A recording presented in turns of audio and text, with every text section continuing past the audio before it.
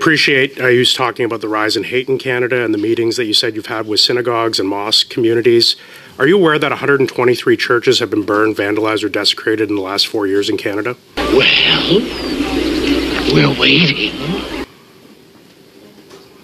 Mr. Lloyd, I'm aware that a number of places of worship, including churches, have been vandalized, yes. Have you met with any of those congregations, Minister? I have not met with those specific congregations. What the hell are you talking about? But I have met with many members of different church and faith groups. You haven't met with any of the members of the congregations in Canada, churches that have been subject to hate crimes over the last 4 years in this country? I have not, no. Is it because hate crimes against Christians aren't a priority for this government, Minister?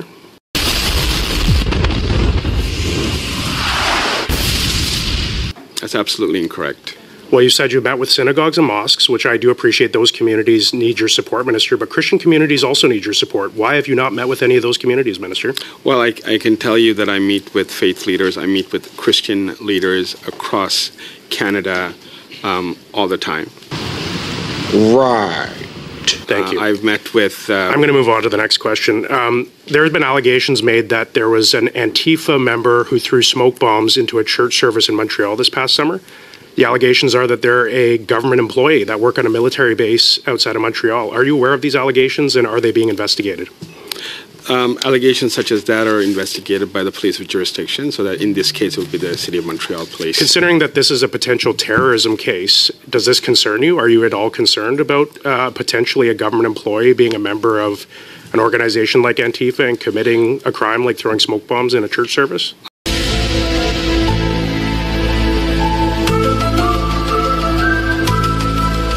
I'm concerned at every incidence of hate at any place, including churches, and certainly if the allegation involves government employees, that makes me more concerned. Minister, prominent members of your caucus have called for the banning of the SKS. These are hunting rifles that are used by Indigenous people and many others. Can you confirm to this committee, yes or no, is your government planning on banning the SKS? No. But what I can say is that the expert panel is tasked to come up with recommendations. To clarify, are you saying no, we can't confirm, or no, you are not banning the SKS? No, we're not. Okay. Minister, only a third of the $750 million that you're planning on spending on this gun confiscation is for compensating firearms owners. This number is estimated to be well short of the amount that's needed. If you continue on and compensate all these firearm owners, it's going to be well over $1 billion. How can you justify that expense when we've been told by the Customs and Immigration Union that we only have 300 CBSA officers who are at the borders and removing potentially violent criminals from Canada? How can you justify that expense? I think that number is incorrect with respect to CBSA, and I can ask Ms. O'Gorman if you wish to clarify. I'll move on to the next question. Thank you, Minister. Minister, trappers, foresters, biologists, Ms. O'Gorman, if you could provide that in writing to this committee at a later time, I'd really appreciate that. Thank you. Trappers, foresters, biologists, and other wilderness workers require protection from dangerous animals like cougars and bears. Minister, do you believe that these individuals should be able to carry handguns for their personal protection? They should be able to carry the right type of equipment to do their job that is in line with Canadian law. Oh, come on! So these professionals, they do have to carry a lot of equipment into the wilderness. They can't just carry a rifle. It can be very heavy with all their other equipment. A sidearm is necessary for their safety. Do you support their right to do this? I support their right to be equipped with the right type of tools that they need to do their job effectively and safely in line with Canadian law. What the hell is even that? Does that include a handgun when necessary? Again, I will repeat what I said, Mr. Lloyd.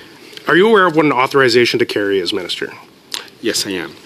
Are you aware what it takes to get an authorization to carry in Canada? Yes, I am. What is required to get an authorization to carry?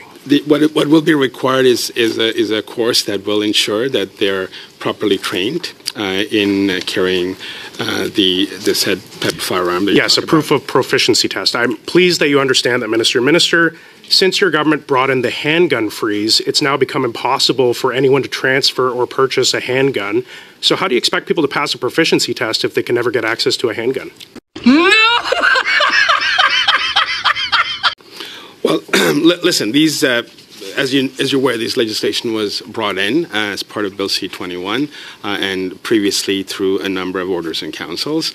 To date, we believe that the program is working well. These members cannot get their proficiency test because of C-21. You are asking these people to go on their trap lines, to go into the forest without the proper equipment that they need. Do you commit to fixing this, Minister? Because you're putting these people's lives at risk because they can't access handguns because your government, in a reckless ideological decision, completely banned the transfer of handguns. So people cannot get their authorizations to carry. They cannot get their proficiency tests.